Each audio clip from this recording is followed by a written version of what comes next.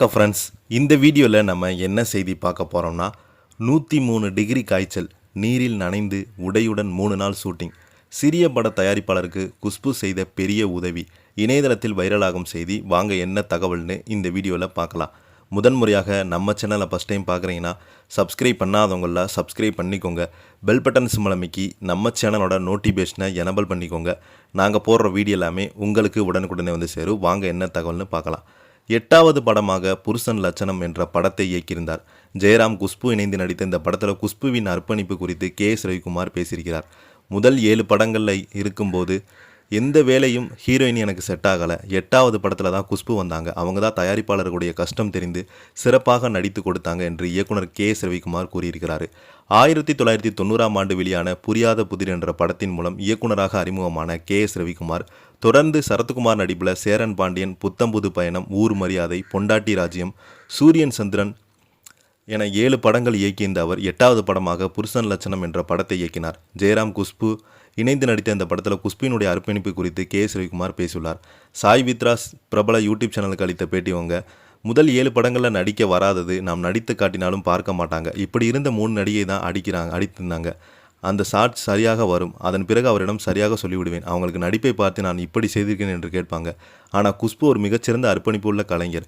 என் படத்தில் நடிக்கும் முன்பு நான் இயக்கிய சேரன் பாண்டியன், பொண்டாட்டி ராஜ்யம் படங்களை பார்த்து எனக்கு ஓகே சொன்னாங்க.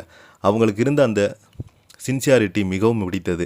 இத்தனை மணிக்கு ஷாட்டு என்றால் அத்தனை மணிக்கு சரியாக வந்து விடுவாங்க. நாளைக்கு 9 மணி வரை ஷூட்டிங் இருக்கும் என்றாலே அல்லது இரவு முழுக்க ஷூட் பண்ணணும்னு சொன்னாலே அதற்கு மறுப்பு சொல்லாமல் எடுத்துக்கொள்ளுங்க சார் என்று ஒத்துழைப்பு கொடுப்பாங்க. ஒரு முறை சாமி பாடலை அதன் தொடர்ச்சியாக ஒரு கொலை மற்றும் சண்டை காட்சி 3 நாட்கள் எடுத்து முடைக்க வேண்டிய கட்டாயம் இருந்தது. அப்போது குஷ்புக்கு கடுமையான காய்ச்சல். ஆனால் அதை அவங்க என்னிடம் சொல்லவே கிடையாது. பொதுவாக அம்மன் பாடல் என்றால் டான்ஸ் ஆடுவாங்க. ஆனால் நான் அவரிடம் நீ உண்மையாக சாமி கும்பிடும்போது உன் கணவனை காப்பாற்ற வேண்டும் என உணர்வோடு அந்த உணர்ச்சியை முகத்தில் கொண்டு வர வேண்டும் என கூறினேன். டான்ஸ் மாஸ்டருக்கு அதற்கு முடித்து கொடுத்தாங்க. அதன் பிறகு அவங்க மீது மஞ்சள் தண்ணீர் ஊற்றி நடிக்க வைத்தோம். அதைத் தொடர்ந்து வரும் சண்டை காட்சியில் அவங்க ஈரமான உடையின் இருக்க வேண்டும் என்று அப்படியே நடித்தாங்க.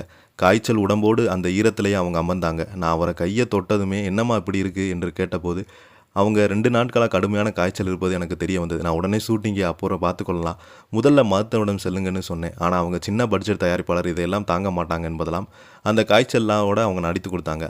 அதன் பிறகு அவங்க குளித்த கண்ணீருடன் பதில் சூடு தண்ணி ஏற்பாடு செய்ய சொன்னோம். ஷாட் முடிந்த பிறகு வரும்போதெல்லாம் அவங்க தலையில் வெந்நீர் ஊற்றி உடம்பை துடைத்து கொள்ளவும். இப்படி பல கஷ்டங்களுக்கு இடையில் தான் அந்த படப்பிடிப்பு குஷ்பு தயாரிப்பாளருக்காக சிறப்பாக முடித்து கொடுத்தார் என்று KS ரவிக்குமார் கூறியிருக்கிறாங்க. அண்மை காலமாகவே குஷ்பு அவங்க இறந்து போயிட்டதாக சோசியல் மீடியாவில் ஒரு வதந்திகளை பரப்பிட்டு வராங்க. அவங்க கண்ணீரஞ்சலி புகைப்படத்தை போட்டு சோசியல் மீடியாவில் வைரலாகிட்டு வருது. ரொம்பவே அதிர்ச்சியை ஏற்படுத்தியிருக்கிறது. அதற்கு KS ரவிக்குமார் முற்றுப்புள்ளி வைத்திருக்கிறார். குஷ்பு மட்டும் இல்லாமல் நிறைய சினிமா பிரபலங்கள் இந்த மாதிரி வதந்திகளை பரப்புவது சமீப காலமாக வேடிக்கையாகவும் மன வருத்தமாகவும் இருக்குது என்று தங்களுடைய பதிவுகளை பதிவிட்டிருக்கிறாரு KS ரவிக்குமார். இந்த செய்தியை பற்றி நீங்கள் என்ன கீழே உள்ள கமெண்ட் பாக்ஸில் மறக்காமல் பதிவிடுங்க. இந்த வீடியோ பிடிச்சிருந்தா லைக் பண்ணுங்கள், ஷேர் பண்ணுங்கள். நன்றி, வணக்கம்.